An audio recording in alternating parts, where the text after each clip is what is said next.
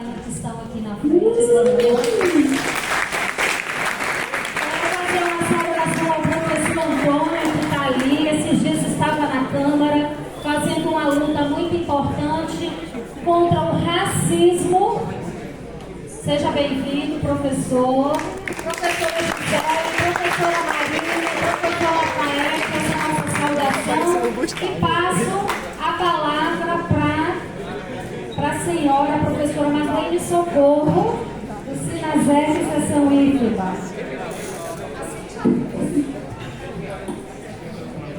Gente, bom dia. Inicialmente quero dizer que é uma honra, um prazer estar aqui no campus Jequié e agradecer muito o convite aqui em nome, né, da querida companheira aqui de luta, Elaine Nardoto, e não deixar de registrar aqui que a deputada Alice Portugal, né, sempre foi uma parlamentar fundamental em muitas lutas nossas aqui.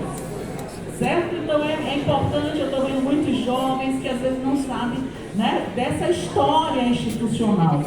Mas a Alice esteve aqui na luta quando foi colocado o decreto 2208, portaria 646, que queria acabar, na época, com as instituições federais de ensino.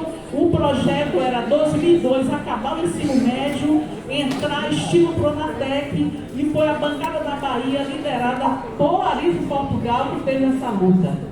Tivemos também muito apoio na época do golpe que aconteceu aqui, né, também institucional. E recentemente na nomeação também pelo governo anterior, que não queria nomear a reitora eleita. Então a Alice Portugal tem uma história e é muito importante a gente agradecer e fazer esse registro aqui. Muito obrigada por você estar sempre conosco nessa luta. Agradeço muito de coração a gente aqui enquanto sindicato. Né? Eu sou Marlene Socorro, sou professora de Física lá do Campo Salvador, já há algumas décadas, né? Inclusive fui conhecer aqui no laboratório da Física, procurando aqui os colegas.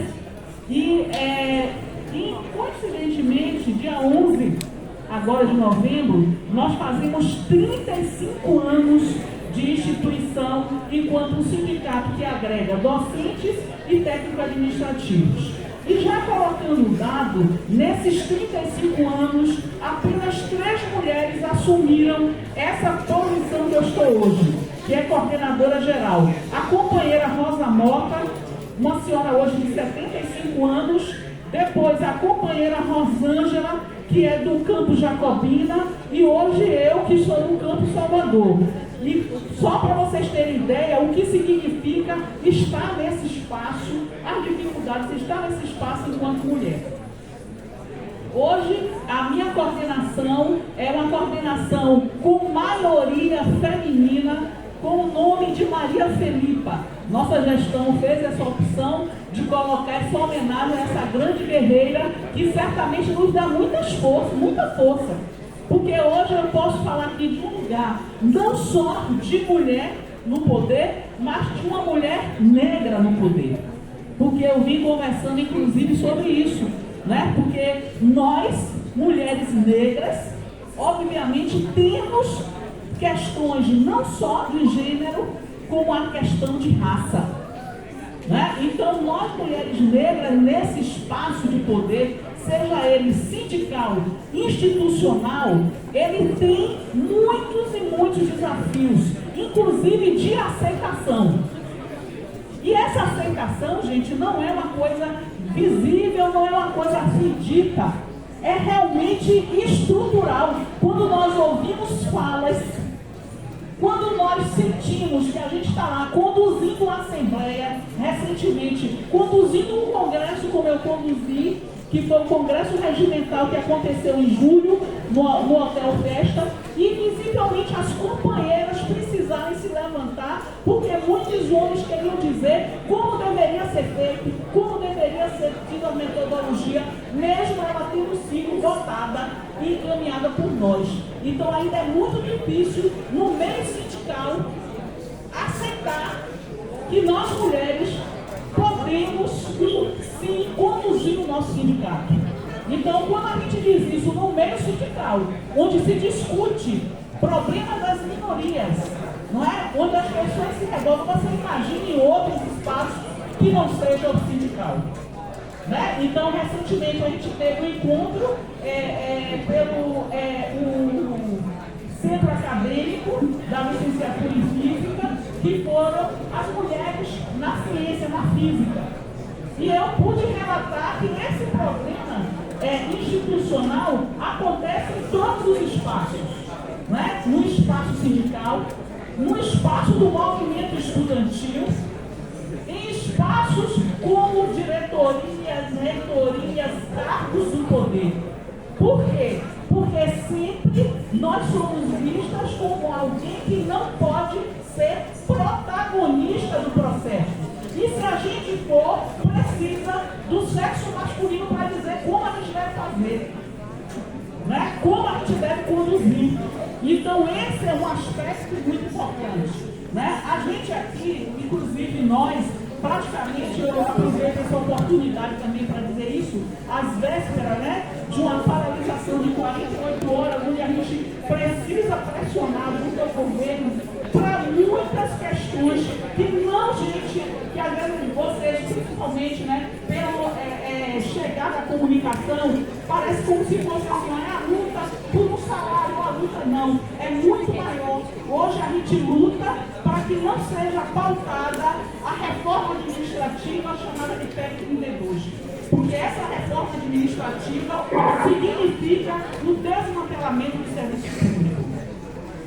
Inclusive para vocês jovens, eu preciso muito dizer, porque quando eu chego, muitas vezes no campus, a gente vê o estudante ou a estudante chegando assim, e essa pessoa aí que faz a greve, que chama a greve, que eu não vou ter aula. Mas eu preciso registrar aqui, se hoje vocês têm aula, se hoje esse campus está aqui, é graças à luta sindical. A luta sindical que fez 60 dias de greve, quando o governo FHC queria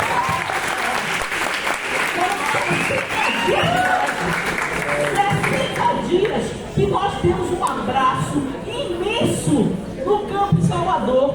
Então foi com essa luta que nós conseguimos barrar. Gente, não é pouco não. Barrar um decreto. Era o decreto 2208, a portaria 646. Fomos nós que derrubamos também a lista tríplice, que até hoje as universidades não conseguiram derrubar, que é um resquício da ditadura. Porque se a gente elege uma pessoa, é essa pessoa que tem que ser nomeada. Não é mandar uma lista para o presidente escolher.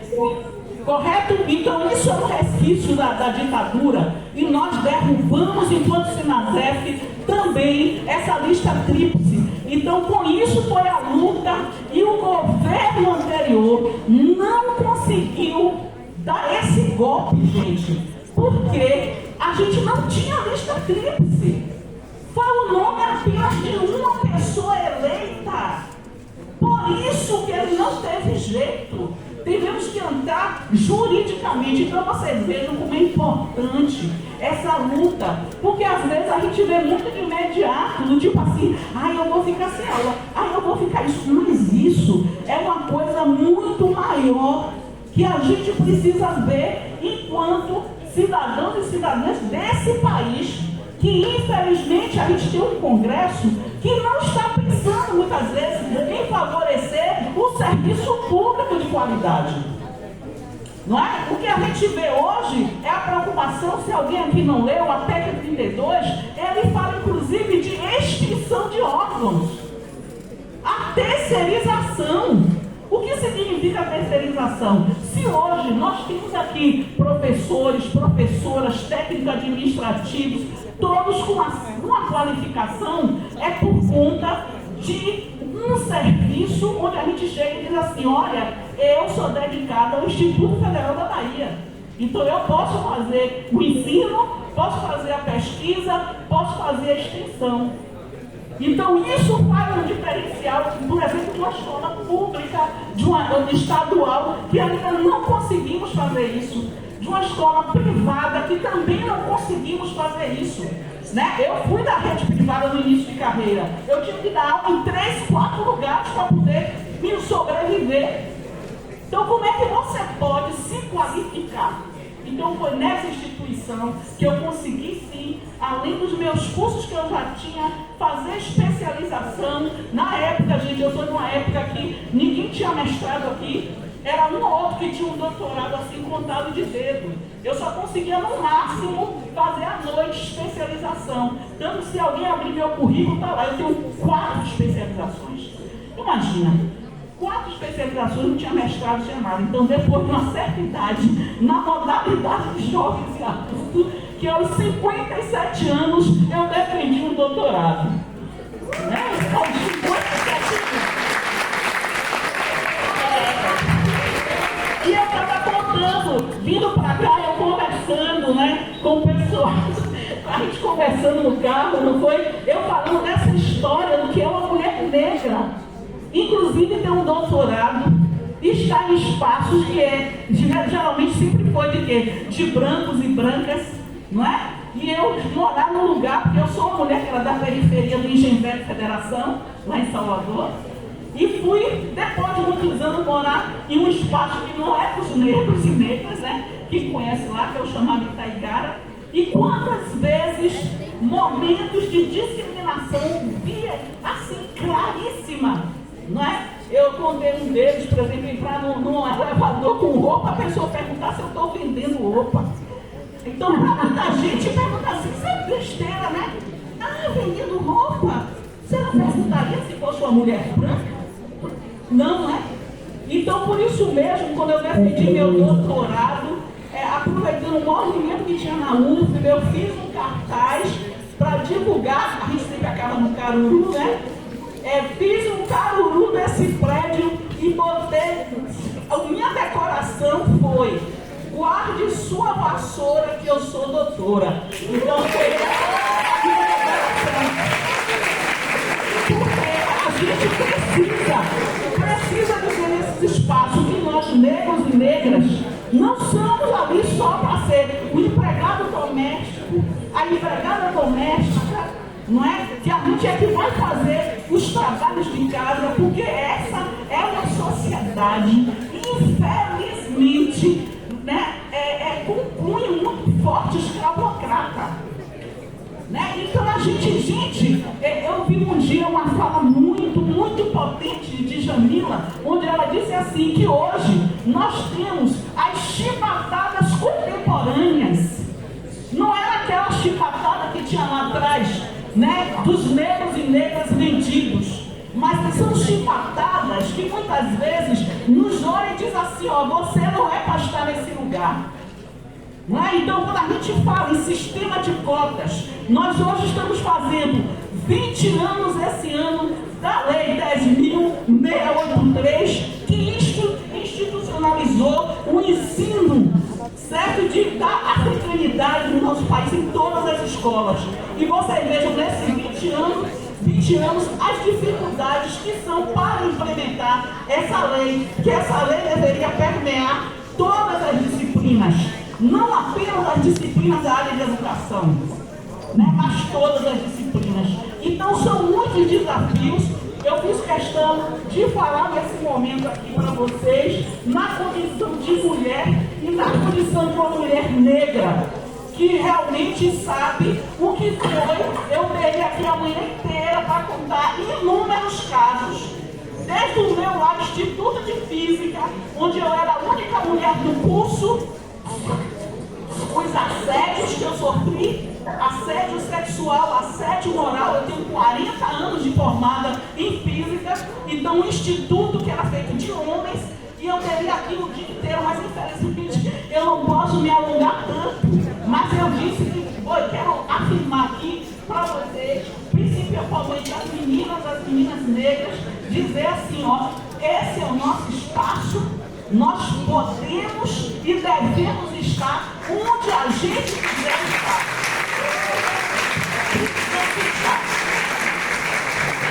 É uma pena que não precisava ser com tanta dor.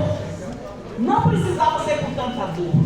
Né? Porque eu sei as dores que passei para chegar aqui. Mas hoje, nós temos uma rede de apoio, de uma puxando a outra. Então sempre precisamos nos unir nessas causas. Precisamos ter essa força, né? Hoje eu sei que no Congresso foi criada a bancada. Vocês não sabem que alegria de ver uma bancada negra, né? Das mulheres negras lá no Congresso. Isso daí para mim, poxa, isso é um fortalecimento. Porque é nesses encontros, é nessa união que a gente consegue essa energia, essa força para resistir. Porque o nome é esse, viu, gente? É resistência. Eu cheguei aqui até hoje, ainda acredito, com a minha saúde física e mental, graças a muita resistência. Mas também há muitas mãos. A união, que isso é fundamental. Então vamos sempre pensar no coletivo, gente. Não vamos deixar que as coisas individuais, as redes sociais, é que façam a nossa vida. Certo? Vamos sempre pensar que é isso aqui, é esse contato, é o olho a olho, certo? É a tolerância de viver com as diferenças, não é? É isso que vai fazer a gente resistir. Porque pode ter certeza, não vai ser. Se a gente for olhar hoje, esses espaços terminam sendo muito tóxicos, né? Então é nessa vida, nesse dia a dia, nesse contato aqui, criem laços. É o que eu quero deixar, certo? Para vocês, principalmente que eu falo aqui, a grande maioria de jovens, né? Criem laços, criem afeto, criem tolerância. Porque se a gente dentro de casa nós temos nossos conflitos, eu tenho 9 irmãos, imagina a gente querer que o amigo, o colega seja como a gente quer. Não é verdade? Se a gente tem conflito dentro de casa, imagina. Né? Então a gente precisa mais tolerância e mais afeto, para que a gente possa seguir firme nessa luta, nessa vida que não está fácil. Não está dando para ser feliz, né? Não está fácil. Então eu quero deixar aqui essa mensagem, né? E um grande carinho aqui para todos vocês, né?